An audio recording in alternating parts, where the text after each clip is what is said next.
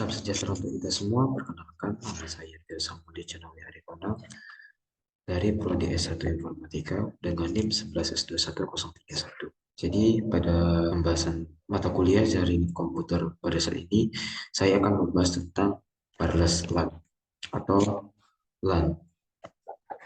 Topik yang akan saya bahas sendiri yaitu ada terkait tentang arsitektur, lalu ada mix-up layer, lalu ada physical layer. Yang pertama kita akan membahas arsitekturnya. Komponen utama dari arsitektur wireless LAN ini yaitu ada access point, client, distribusi, sistem. Access point sendiri merupakan titik akses yang menghubungkan jaringan nirkabel ke jaringan kabel. Client sendiri adalah perangkat yang terhubung ke jaringan nirkabel seperti laptop atau smartphone. Distribusi sistem adalah sistem yang mengatur pengiriman data antara access point dan klien. Lalu selanjutnya di sini ada basic server sets. Basic server sets itu adalah konsep di mana jaringan nirkabel itu yang mengacu pada satu atau beberapa perangkat yang terhubung ke satu access point dalam satu jaringan. Dalam BSS, setiap perangkat nirkabel itu atau klien hanya dapat terhubung ke pada satu waktu. Nah, BSS sendiri itu bagi dua, yaitu infrastruktur BSS, yaitu satu jaringan nirkabel yang terdiri dari satu access point dan satu atau lebih klien.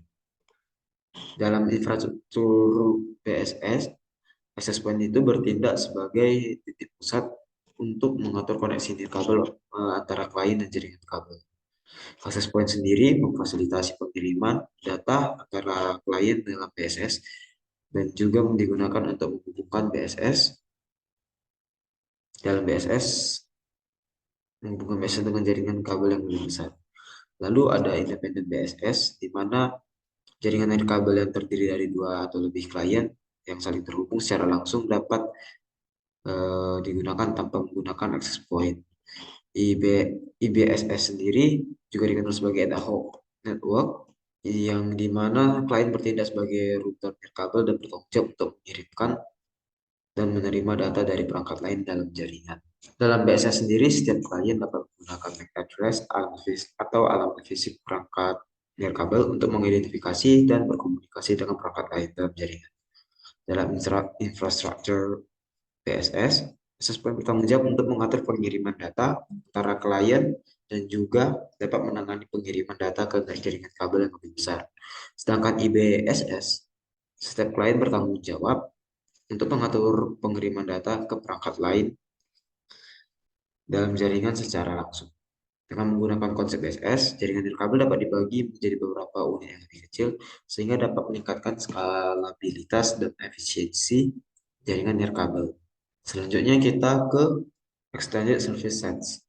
Jadi Extended Service Set sendiri adalah fitur dari jaringan nirkabel 802.11 yang dimana memungkinkan beberapa access point seperti dapat kita lihat pada gambar untuk saling berinteraksi dan membentuk jaringan yang lebih besar. Dalam ESS sendiri terdapat access point terhubung ke satu jaringan yang sama melalui jaringan kabel atau nirkabel sehingga dapat mengakomodasi pengguna yang lebih banyak dan memberikan area cakupan yang lebih luas. ISS sendiri umumnya digunakan dalam lingkungan bisnis, sekolah, kampus, bandara, dan pusat perbelanjaan untuk menyediakan layanan jaringan nirkabel yang dapat diakses oleh banyak pengguna. Jadi apa sih perbedaan dari BSS dan ISS sendiri? Extended Service Set sendiri kan merupakan kelompok dari dua atau lebih BSS yang saling terhubung melalui access point yang sama. PSS sendiri dapat digunakan memperluas jangkauan nirkabel dan meningkatkan kemampuan mobilitas pengguna dalam jaringan. Jadi perbedaan utama antara BSS dan ESS sendiri yaitu BSS itu jaringan nirkabel yang terdiri dari satu access point dan klien yang terhubung pada BSS itu bisa satu atau lebih. Sedangkan ESS itu terdiri dari dua atau lebih BSS yang terhubung melalui satu access point. Kalau yang kedua, dalam BSS sendiri kan setiap klien hanya dapat terhubung pada satu access point pada satu waktu. Sedangkan ESS, klien dapat berpindah-pindah dari satu BSS ke BSS lainnya dalam jaringan tanpa kehilangan koneksi atau mengalami pemutusan sementara. Lalu yang ketiga, SSS dapat digunakan untuk memperluas jangkauan jaringan nirkabel dan meningkatkan mobilitas pengguna dalam jaringan. Sementara BSS sendiri lebih cocok untuk digunakan dalam area yang lebih kecil dan statis. Selanjutnya, dalam ESS, access point itu bertindak sebagai bridge atau jembatan yang menghubungkan antara BSS satu dengan BSS yang lainnya. Sedangkan dalam BSS sendiri, access point bertindak sebagai titik pusat yang mengatur koneksi nirkabel antara klien dan jaringan kabel. Dan yang terakhir, dalam SSS sendiri, setiap BSS dapat menggunakan SSID atau Service Set Identifier seperti nama jaringannya yang sama untuk memfasilitasi koneksi dan mobilitas antara BSS. Sedangkan dalam BSS, setiap BSS harus memiliki SSID yang berbeda untuk mencegah terjadinya interferensi nirkabel. Dalam keseluruhannya, dapat kita bilang bahwa SSS itu menyediakan solusi yang lebih manjur untuk skala lebih besar dan fleksibel dibandingkan dengan BSS. Sedangkan BSS sendiri lebih cocok untuk digunakan dalam area yang lebih kecil dan statis. Yaitu kita akan berbicara tentang next supplier. Next supplier itu menggunakan protokol CSMA-CA atau Carrier Sense Multiple Access Collision Avoidance, di mana itu untuk menghindari tabrakan antara menghindari tabrakan antara data klien yang mengirimkan data ke access point secara bersamaan. Protokol ini memungkinkan klien untuk mengakses media secara bergantian sehingga menghindari terjadinya tabrakan data. Dapat kita lihat seperti ini flowchart-nya sebelumnya. Jadi selanjutnya kita akan beralih ke physical layer.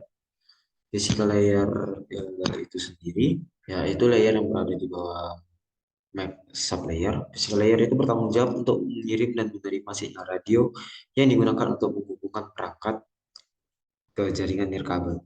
Dalam LAN sendiri, physical layer itu menggunakan frekuensi 2,4 GHz atau 5 GHz untuk mengirim dan menerima sinyal. Jadi sekian presentasi dari saya. Jika ada kesalahan, saya minta maaf. Terima kasih.